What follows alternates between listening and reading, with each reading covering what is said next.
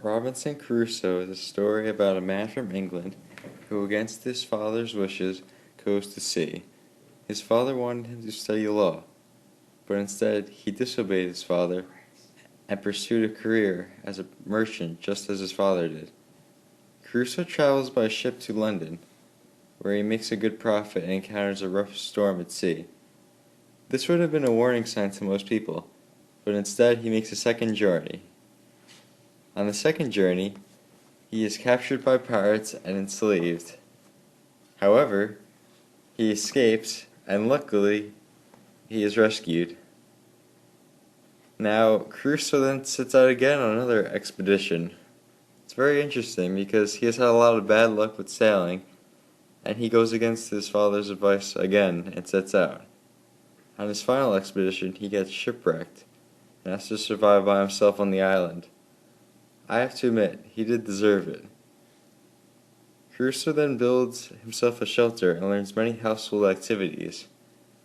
Some of these things he creates include a cellar, candles, and he also figures out how to grow wheat and grain.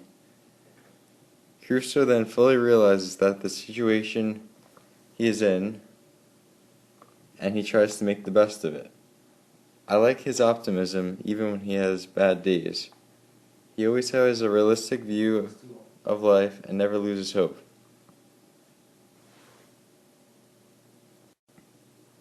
Robinson Crusoe perseveres through many things. For example, he builds a canoe, but it is too heavy to move. Rather than giving up, Crusoe makes another canoe that is lighter, and he goes on an adventure that is cut short when he almost gets caught in a sea current. Robinson Crusoe in his journal recounts every single day and all the details he has when he builds things. He has all the dimensions properly written out, and this helps him keep his focus and allows him to stay optimistic. In a way, he is like Frankenstein's monster because of his isolation from society and civilization. After many adventures on his island, Robinson Crusoe finally makes it back to England by tricking a passing ship. Upon returning, he realizes that he spent over 20 years on the island, and upon returning to England, he becomes very successful.